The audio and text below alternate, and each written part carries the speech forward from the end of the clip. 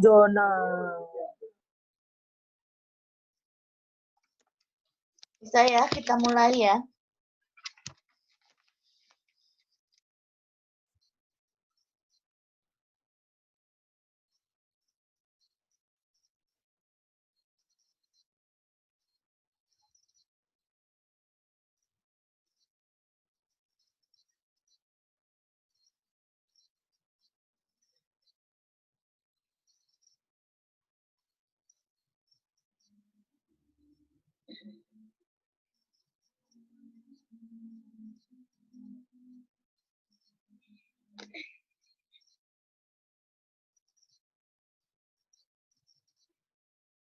Udah, bisa kita mulai?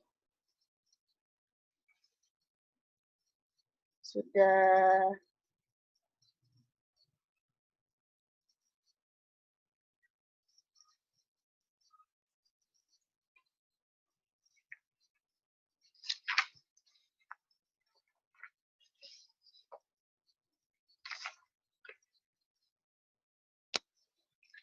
Oke, langsung aja kita mulai ya. Assalamualaikum warahmatullahi wabarakatuh. Terima kasih ya pada mahasiswa semua. Hari ini kita melanjutkan kuliah online kita, yaitu praktikum ya. Materi yang berkaitan hari ini adalah mengembangkan inisiatif ya. Yang perlu kalian ketahui, hari ini kita sudah pertemuan ke-6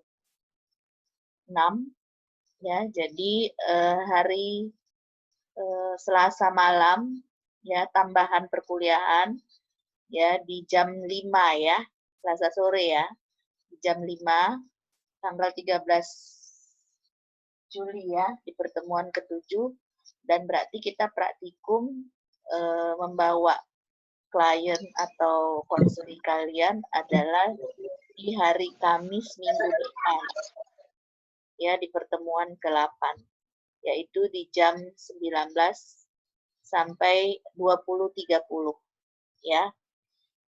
Oke, langsung aja di tahapan ketiga ini ya. Kalian tentu sudah paham ya, bahwa di minggu-minggu yang lalu Ibu sudah menjelaskan bahwa di tahapan ketiga ya, kalian tentu masih ingat bahwa proses konseling individual itu Ibu ulangi sedikit ya, supaya mengingatkan bahwa ada konseling awal, ada inti konseling, dan ada tindak lanjut. Nah, kita sudah ke proses konseling yang kedua, yaitu inti konseling. Eksplorasi, di dalam inti konseling itu ada eksplorasi masalah, sudah dijelaskan. Yang kedua, personalisasi masalah. Yang ketiga, pengembangan inisiatif. Oke ya. Hari ini kita mengembangkan inisiatif. Nah, jadi pada dasarnya tahap ketiga ini harus memang dipunyai oleh konselor di dalam melakukan satu proses konseling ya, baik itu pada dasarnya untuk konseling individu, begitu juga untuk konseling kelompok. Nah, kalau berkaitan dengan pengembangan inisiatif, ini adalah merupakan puncak pelaksanaan dari proses konseling itu sendiri. Jadi pada dasarnya seorang konselor harus memiliki keterampilan ini, di mana dia harus bisa menjadikan konseling itu untuk berusaha ya mengatasi masalahnya sendiri, di mana dengan arahan atau katakanlah diskusi yang kita berikan ya, dalam arti yang kita lakukan ya pada konseli kita ya, untuk bertindak dan berusaha untuk bagaimana dia bisa mengatasi sendiri permasalahannya secara mandiri, ya. Nah, itu maksudnya mengembangkan inisiatif. Oke. Nah, di dalam berkaitan dengan mengembangkan inisiatif, ya. Jadi pada dasarnya berkaitan dengan mengembangkan inisiatif itu memang harus dipunyai oleh, tadi Ibu bilang konselor. Maaf dulu Ibu foto ya.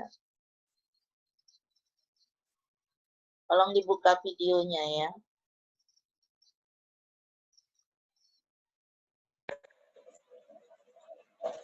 Tolong dibuka videonya. Nah, yang pertama, banyak sekali tahapan-tahapannya di dalam mengembangkan inisiatif ini. Kalian bisa lihat ya. Jadi yang pertama itu menetapkan tujuan, lalu mengembangkan program, lalu merencanakan jadwal, baru yang keempat, 5, rencana pemberian penguatan, mengindividualisasikan langkah-langkah. Nah, itulah tahapan-tahapan di dalam mengembangkan inisiatif. Oke, yang pertama dulu ya, kalian bisa lihat slide-nya yang Ibu sudah share, yaitu menetapkan tujuan. Jadi Ibu langsung kasih contoh aja ya, supaya lebih jelas. Nah, di dalam menetapkan tujuan, ya, seorang konseli dengan bimbingan seorang konselor itu harus bisa mengetahui ya apa permasalahannya, apa permasalahan yang dihadapinya. Jadi misalnya katakanlah seperti ini ya, permasalahan adalah individu itu mengalami kesulitan dalam belajar, sehingga mengakibatkan prestasi belajarnya menurun. Ya, dilihat dari IPK-nya atau nilai-nilai dari mata kuliah yang dia dapatkan itu menurun. Nah, lalu tentunya kalau berkaitan dengan tujuan, tentunya kalau tadi prestasi belajarnya menurun, dari mana dia tahu bahwa prestasinya belajarnya menurun? Tentu kan kita dari hasil observasi, ya dari hasil pertanyaan-pertanyaan yang dia jawab, ya bisa saja juga dari hal-hal yang berkaitan dari orang tuanya, ya dan gurunya. Nah itu yang berkaitan dengan menetapkan tujuan. Jadi dia tahu permasalahan dia itu adalah mengalami kesulitan dalam belajar dan prestasi belajarnya menurun, itu akibatnya. Lalu di sini itu tujuannya apa? Berarti tujuannya ingin menaikkan prestasi belajarnya. Itu. Jadi harus tahu dia dulu tujuannya apa dari permasalahan tersebut.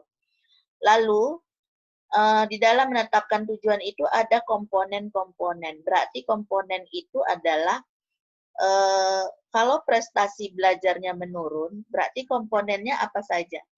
Misalnya komponennya adalah bisa disebabkan karena dirinya sendiri, bisa disebabkan karena guru, ya, eksternal, lingkungan, atau teman, atau fasilitas yang nggak memadai.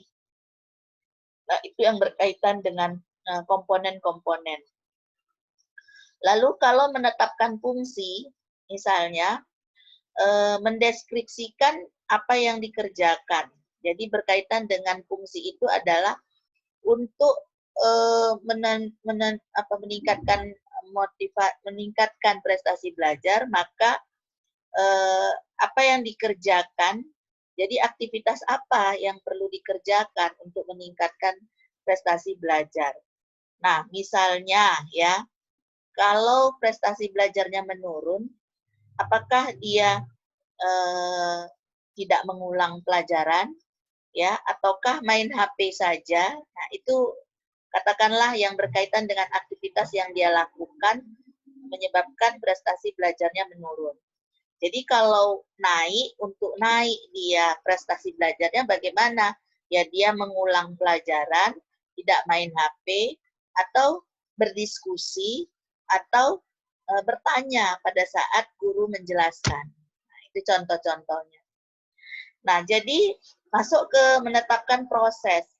Nah, proses di sini alasan-alasan ya di dalam di dalam konseli itu berkaitan dengan mengerjakan atau melakukan aktivitas yang dia tetapkan. Di sini tadi misalnya apa? Ibu kasih contoh berdiskusilah atau bertanyalah pada saat dosen mengajar misalnya, ya. Nah, jadi di sini dari kedua yang tadi itu yang Ibu sebutkan, mana yang kenapa dipakai atau kenapa dilakukan aktivitas itu? Alasannya apa? Itu yang berkaitan dengan menetapkan proses. Ya, alasannya apa? Kenapa pilih diskusi dibandingkan daripada bertanya?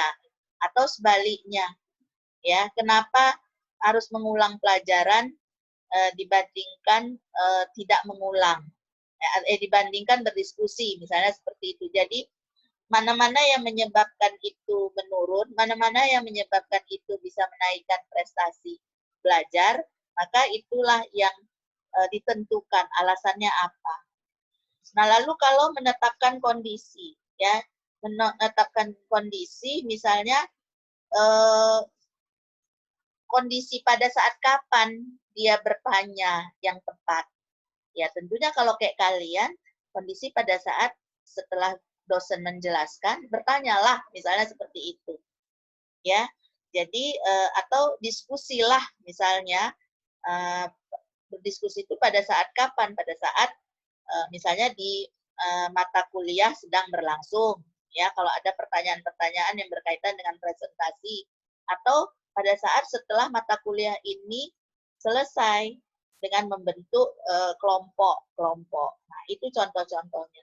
Lalu standar itu seberapa baik fungsi itu dikerjakan. Jadi dari dua aktivitas tadi, ya, tentunya apakah misalnya hanya mengerjakan tugas atau berdiskusi saja, itu yang paling baik.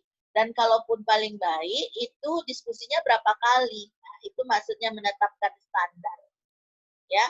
Lalu mengkomunikasikan. Nah, di sini yang mengkomunikasikan itu siapa? Adalah konselor. Misalnya, oh ya, dari apa yang sudah tadi kamu jelaskan, bahwa permasalahanmu adalah prestasi belajarmu menurun. Lalu prestasi belajarmu menurun itu ingin kamu tingkatkan dengan aktivitas diskusi dan tanya jawab. Lalu di dalam aktivitas diskusi dan tanya jawab itu alasan kamu pakai diskusi adalah karena bla bla bla. Lalu kamu ingin pada saat diskusi itu kondisi yang kamu terapkan adalah pada saat dosen mengajar, dan kamu mengerjakan diskusi itu tidak hanya pada saat dosen mengajar, tapi juga pada saat sesudah mengajar, dan itu dilakukan beberapa kali. Nah, itu komunikasikan. Jadi dijelaskan kembali apa-apa yang sudah dia katakan, ya. Oke. Nah, lalu mengembangkan program. Maksud di sini mengembangkan program adalah dengan bantuan dari konselor kita bersama-sama untuk apa yang dilakukan oleh konseli itu kita rancang bersama-sama. Jadi gini, di dalam proses konseling itu jangan merancang kamu harus begini, kamu harus begini, kamu harus begini, itu hanya inisiatif dari konselor, tidak boleh.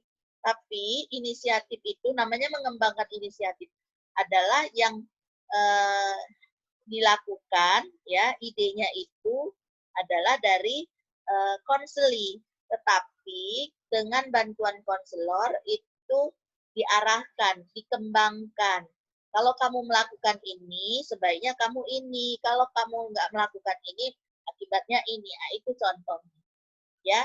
Jadi di sini tentunya program-program apa aja yang dia lakukan. Ya, jadi di situ misalnya prosedur atau langkah-langkah apa yang dilakukan untuk bisa meningkatkan prestasi belajar tersebut. Ya, jadi kalaupun berdiskusi ya di saat kapan, apakah hanya di saat pada jam-jam kuliah saja. Nah, seperti itu. Nah, itu adalah contoh-contoh merancang. Ya. Lalu kalau membantu konseling memilih program di sini, program itu harus konkret, nggak boleh abstrak. Maksudnya konkret itu, kamu mau diskusi, ya, apakah diskusi hanya pada saat pelajaran Bu Nini aja, ataukah kamu pada saat semua mata kuliah yang kamu ambil? Nah, itu. Jadi konkret itu dalam arti nyatanya bagaimana. Berarti kalau 7 mata kuliah yang kamu ambil, berarti 7 kali kamu diskusi. Nah, gitu. Program harus dapat diukur. Maksud dapat diukur itu misalnya gini, 7 kali dalam seminggu kamu mengambil mata kuliah. Kalau 7 kalinya kamu diskusi, berarti kamu baik sekali. Berarti masuk kategori baik sekali. Itu maksud dapat diukur itu seperti itu. Tapi kalau cuma 1 kali, berarti kurang sekali. Kalau lebih dari 2 atau 3, berarti kurang. Nah, itu maksudnya. Ya. Nah, baru realistis. Nah, kalau berkaitan dengan realistis, ya tentunya yang bisa diukur tadi. Jangan misalnya, saya Bu mau diskusi setiap waktu, setiap jam, setiap detik. Itu nggak mungkin, nggak realistis. Ya, jadi harus yang memang sesuai dengan apa yang bisa dia lakukan. Nah, jadi tetap pertanyaan-pertanyaan yang disampaikan oleh konselor itu, kalaupun misalnya konseling menyatakan bla bla bla, dalam arti dia minta setiap hari akan berusaha, akan berjanji, misalnya seperti itu, kalau tidak realistis, itu harus kita arahkan sebagai konselor. Nah, jadi itu ya yang berkaitan dengan mengembangkan program. Ya, oke. Nah, kita masuk membantu konseling mengatur langkah-langkah. Langkah awalnya apa misalnya? Apalah yang kamu lakukan untuk kamu bisa diskusi? Ya, bentuklah kelompok, Bu. Nah, misalnya seperti itu. Bentuk kelompok itu gimana? Bu, saya carilah teman-teman saya yang pada dasarnya motivasi belajarnya tinggi. Jangan, makanya selalu kita boleh dalam arti pilihlah teman ya yang memang itu bisa memberikan kita perilaku positif yang lebih banyak muncul. Jangan memilih teman yang akhirnya banyak memunculkan perilaku negatif. Nah, itu ya. Jadi langkah awalnya seperti itu. Jadi kita coba untuk menangkap pendapat dia dari pendapat atau apa yang dia berikan ke kita, itu kita arahkan. Nah, itu ya, itu contoh. Inilah yang berkaitan dengan membantu konseling mengatur langkah-langkah. Baru rencanakanlah jadwal. Ayo sekarang, kapan mulai kita diskusinya? Kapan kamu bisa lakukan? Ya Bu, setelah saya sharing sama Ibu, ya besok saya kuliah, saya akan melakukannya. Nah, itu contoh-contohnya. Jadi menetapkan waktu jadwal kapan dimulai dan menetapkan waktu penyelesaiannya. Oke, target kamu untuk bisa menaikkan prestasi belajarmu ini, ya targetnya kira-kira berapa kali kamu bisa mencapai target itu ya? Selama 7 mata kuliah yang saya ambil, selama setiap mata kuliah itu saya 1 jam berdiskusi, berarti ada 7 jam, Bu. Nah, tentunya saya katakanlah target saya 3 bulan ini ya, atau 6 bulan ini atau 1 semester ini saya akan dengan aktivitas yang sudah saya program dan saya rencanakan, maka saya akan bisa menaikkan prestasi belajar saya. Dilihatlah nanti Bu dari IPK saya. Nah, itu contoh-contohnya. Ya. Jadi monitorlah ya, apakah dia melakukan itu atau tidak. Tentu dari apa-apa yang diinformasikan oleh apa ya, oleh testi atau oleh konseling kita. Baru rencanakan pemberian penguatan. Jadi misalnya gini, kalau dia, Bu, saya mau konseling lagi, misalnya 1 minggu atau 2 minggu gitu ya. Nah, katakanlah ada ada di dalam 1 minggu 2 minggu itu misalnya ulangan ya katakanlah atau misalnya kuis-kuis. Nah, jadi di situ dari tugas-tugas yang dia lakukan kalau memang di dalam atau diskusi yang dia lakukan itu memang dia lakukan, maka kita penguatan positif diberikan. Jadi penguatan positif itu bisa dalam bentuk pujian. Saya yakin kamu bisa, itu dorongan ya. Nilai kamu akan lebih baik. Ya, jadi tentunya kamu teruskan ini karena aktivitas yang kamu lakukan ini akan mendapat penguatan yang positif ya dari guru dan teman-teman kamu atau dari dosen kamu. Nah, penguatan negatif sebaiknya itu dihindari. Karena kan berbentuk hukuman. Katakanlah gini, kalau dia tidak melakukan ya udah nggak usah kita hukum. Udah sampai di sini aja, udah nggak usah lagi kamu kerjakan.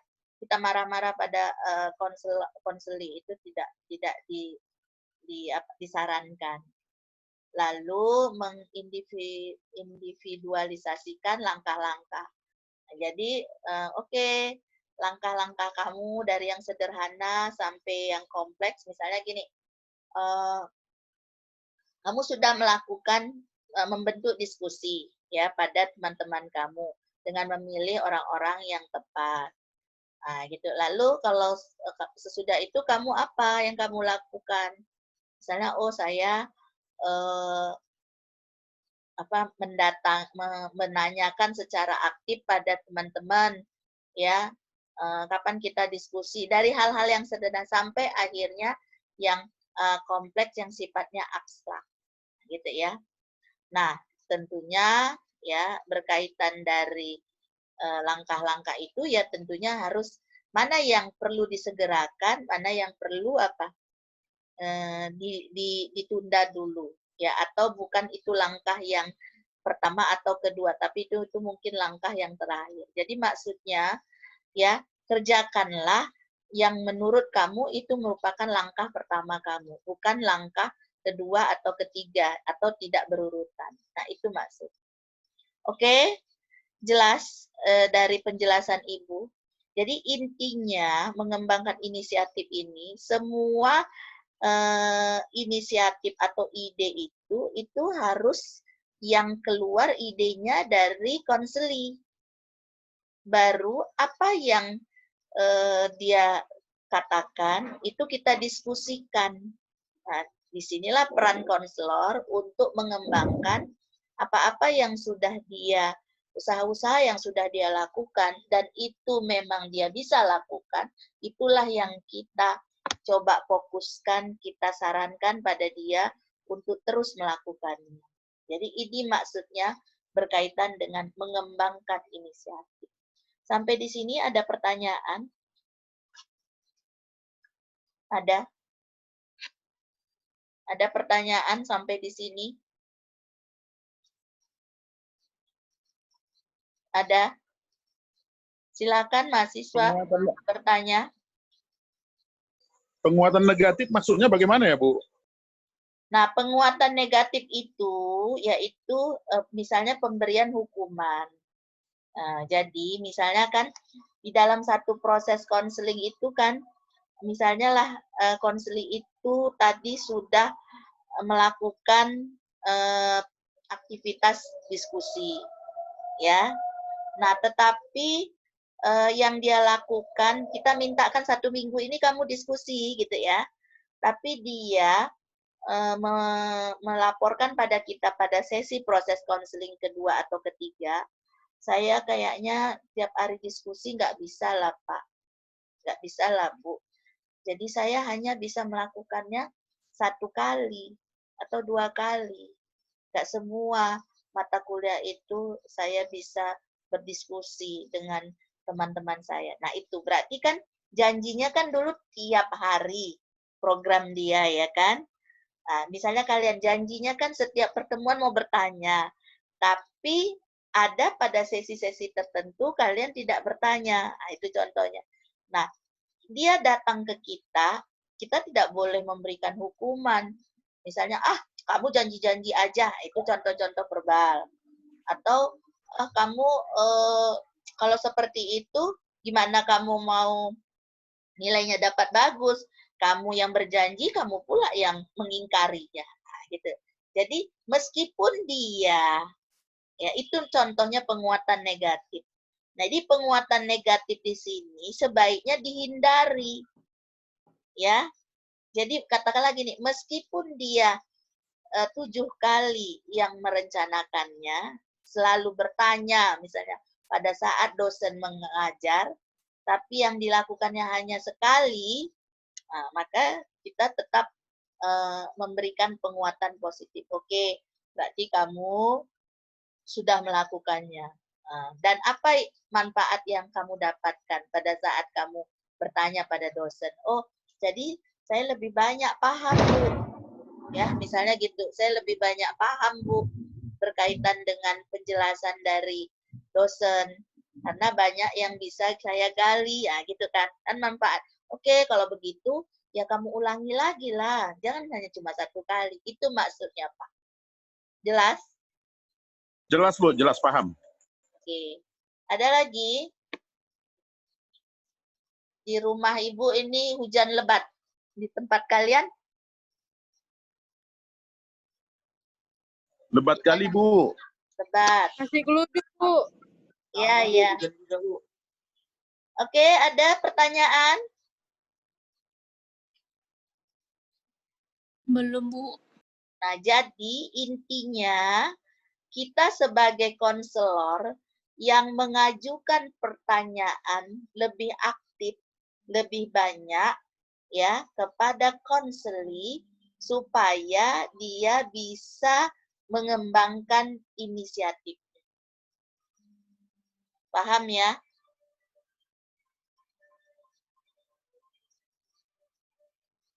Ya? Sudah jelas? Jelas, Bu. Kalau nggak jelas ditanya. Dari penjelasan Ibu mencontohkan prestasi belajar, itu sudah dapat kalian pahami?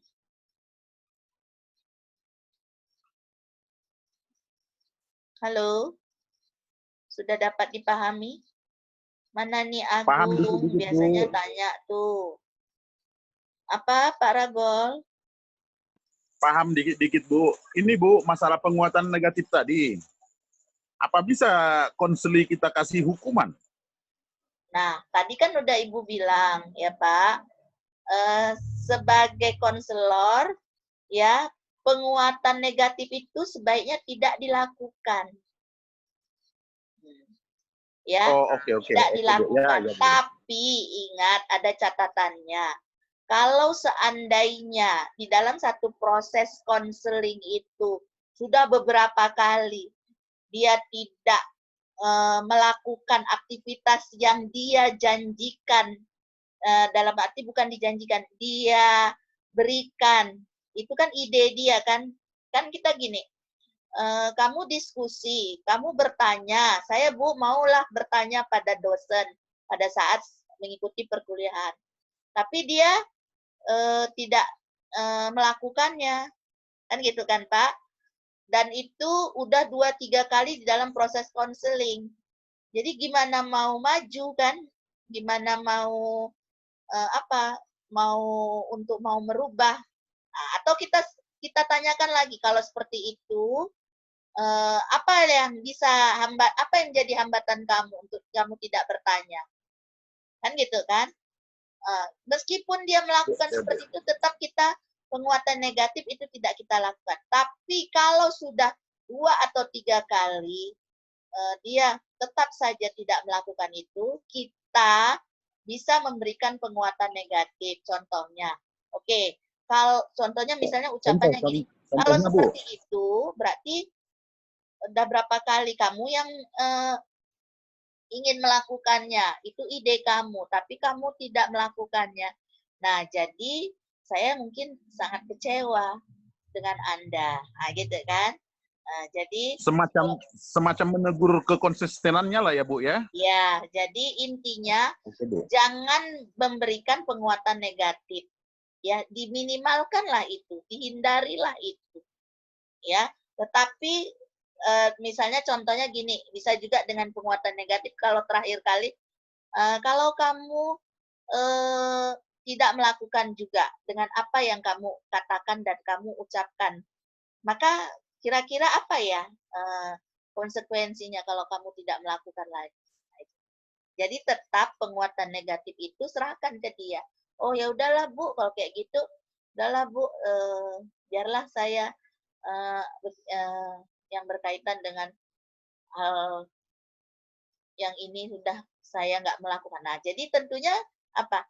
Kita harus tetap persuasif untuk membujuk dia. Tapi kalau misalnya tidak dia lakukan, bisa kita berikan penguatan negatif itu. Kalau seperti itu, ya konseling ini bisa saja kita akhiri. Tapi sebenarnya kalau dia tidak berhasil, berarti itu juga adalah ketidakberhasilan kita sebagai konselor. Jadi memang konseling itu berlangsung dengan baik ya kalau memang dua-duanya ingin bekerja sama, baik itu konselor maupun konseling. Paham ya Pak Ragol? Paham Bu, paham. Ada lagi? Ada?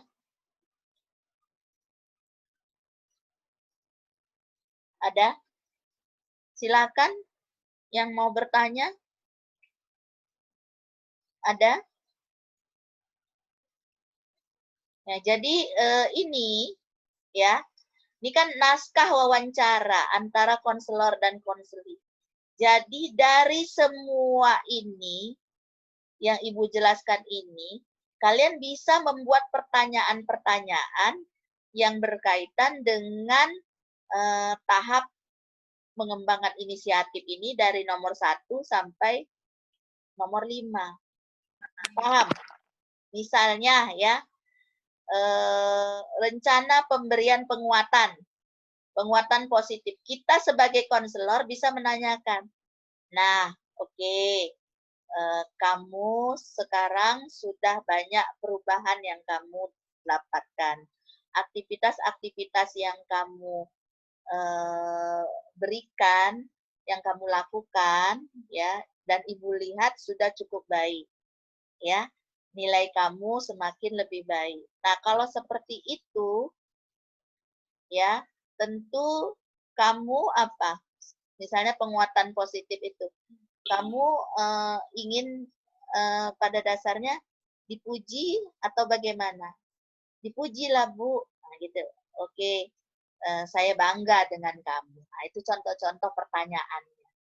Tidaklah pertanyaan itu tidak perlu terlalu formal sekali, tetapi bisa juga bahasanya itu tidaklah baku sekali, itu maksudnya. Tetapi pada dasarnya dimengerti oleh si konseling.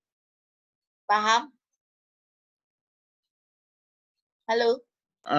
Lebih kepada menyemangati dan pujian ya Bu ya?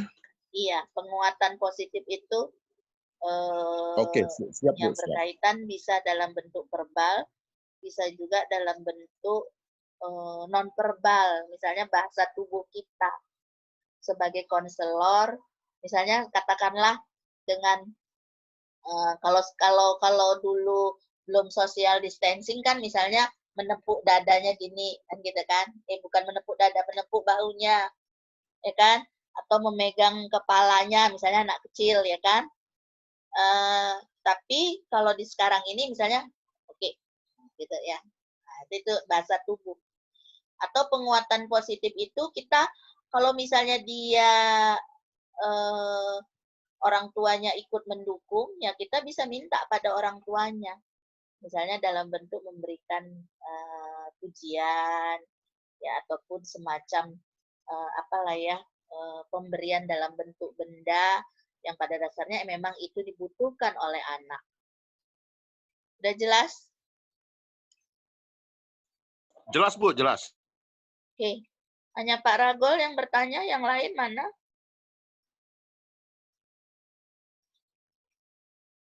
Sandy, Alfarisi, yang lain semua tutup video ya. Nggak ada yang Ibu lihat membuka. Sedikit sekali.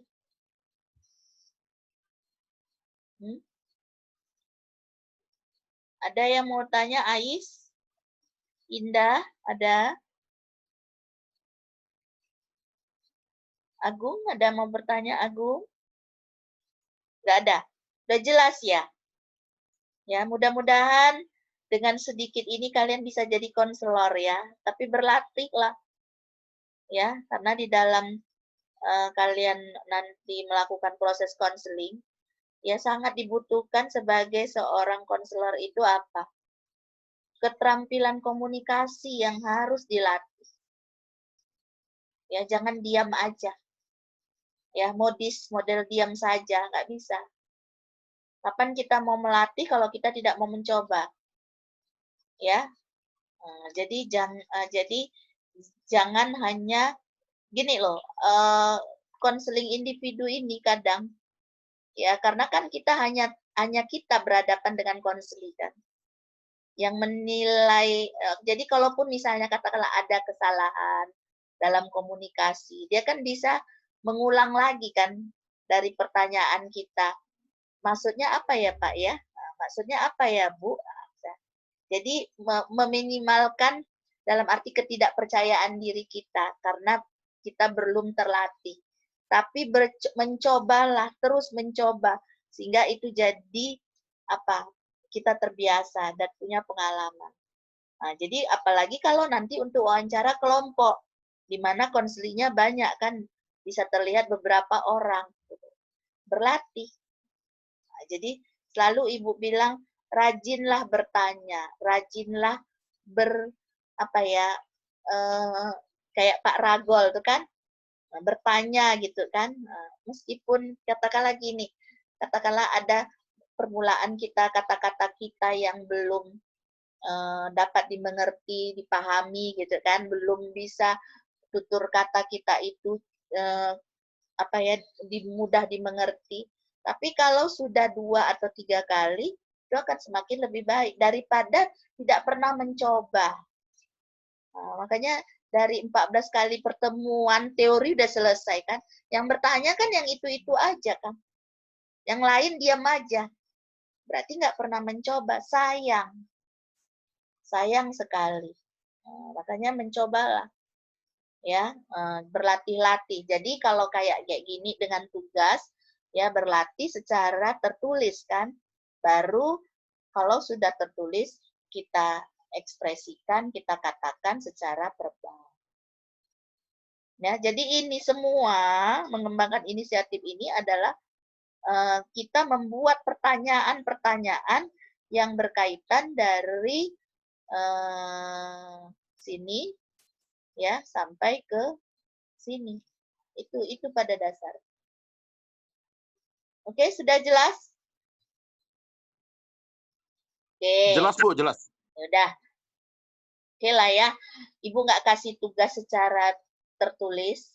Mudah-mudahan dengan penjelasan ini kalian bisa laksanakan pada saat konseling kalian memerlukan bantuan atau pelayanan kalian. Mudah-mudahan ya. Ibu yakin dan percaya kalian pasti bisa. Meskipun yang diam-diam saja, mungkin lagi tetanus, ya kan? Kalau orang tetanus kan apa? Susah berbicara kan? Kan gitu kan? Tapi ya tentunya berlatihlah supaya terobati penyakit tetanusnya kan gitu kan? Ya, ini udah nggak bertanya, tutup video, sepanjang pertemuan baik teori dan praktikum nggak pernah dengar suaranya, ya mau gimana Ibu tahu kan gitu kan?